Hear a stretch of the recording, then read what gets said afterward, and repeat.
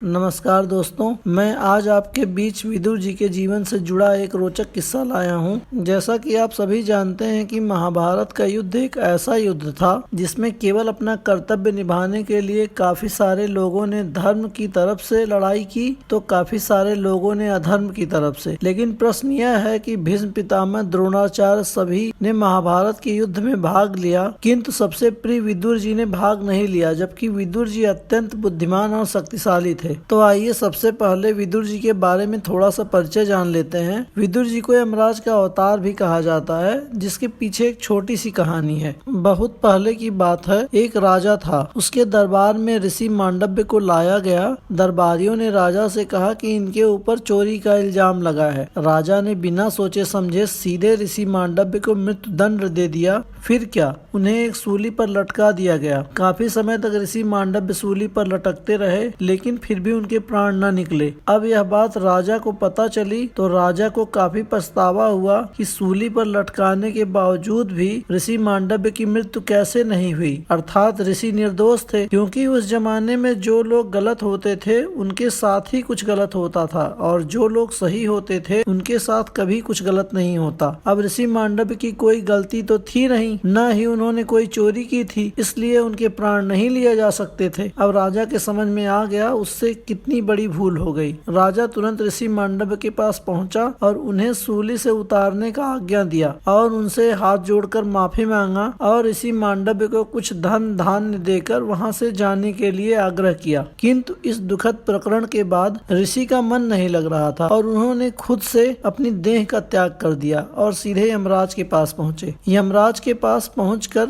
उन्होंने काफी ज्यादा नाराजगी जताई और यमराज से बोले कि कैसे आपने मेरे साथ ऐसा अधर्म होने दिया। आप देख रहे थे ना, मेरी कोई गलती नहीं थी, इसके बावजूद भी मुझे सबके सामने अपमानित करके सूली पर चढ़ा दिया गया। आप बस मूक दर्शक बने रहे। तब यमराज ने कहा कि आपने अपने जीवन काल में एक पाप किया है। जब आप 12 साल के थे तब आपने पतंगे की पूंछ में सुई चुबो दिया था। यह बात सुनकर ऋषि मांडव्य काफी ज्यादा नाराज हुए और यमराज से कहा, वह पाप था तो यह क्या है? उस पाप के लिए इतना अपमान और अंततः मृत्यु दंड। इससे ऋषि मांडव्य ने क्रोधित होकर यमराज को श्राप दे दिया कि आपका भी जन्म इंसान के रूप में एक निम्न जात की दासी के बेटे के रूप में होगा। और ये श्राप यमराज को लग गया और इस प्रकार यमराज का जन्म विदुर जी के रूप में हुआ। विदुर जी कृष्ण जी के बहुत बड़े भक्त थे। इनकी भक्ति से प्रसन्न होकर कृष्ण जी ने विदुर जी को एक धनुष वरदान में दिया था, और वह धनुष इतना शक्तिशाली था कि एक बार में लाखों करोड़ों का अंत कर सकता था। माना जाता है कि महात्मा विदुर के पास इतनी ज्यादा शक्तियां थी कि यदि वह महाभारत युद्ध में शामिल हुए होते तो एक क्षण में पूरा का पूरा महाभारत का युद्ध ही खत्म हो गया होता।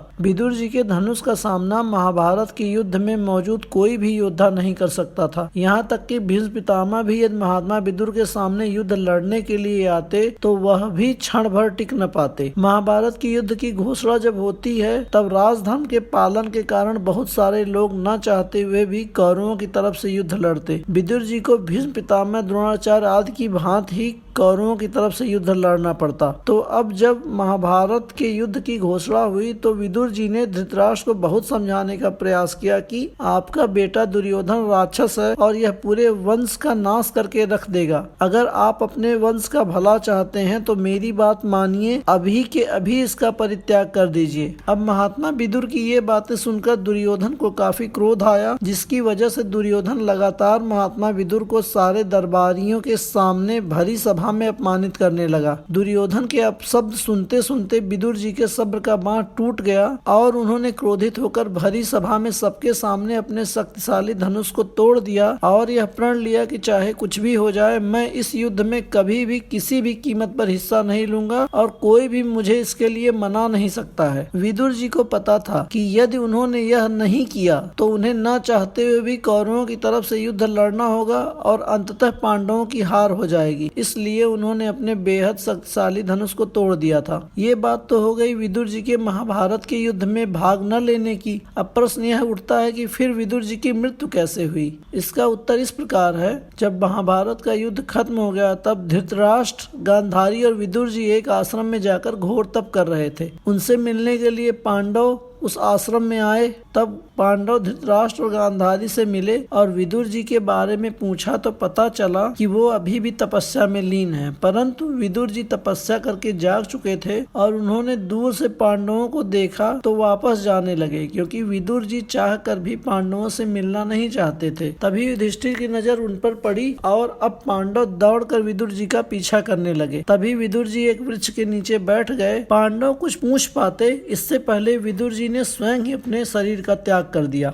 इस प्रकार विदुर जी की मृत्यु हुई थी। आशा करता हूँ आप लोगों को यह वीडियो पसंद आया होगा। अगर आपको ऐसे और रोचक आध्यात्मिक तथ्यों में रुचि है तो कमेंट सेक्शन में अपना कीमती सुझाव अवश्य दें। मैं हर संभव प्रयास करूंगा कि आपके सुझाव वाले आध्यात्मिक तथ्यों पर ज्यादा से ज्यादा जानकारी दे पाऊँ।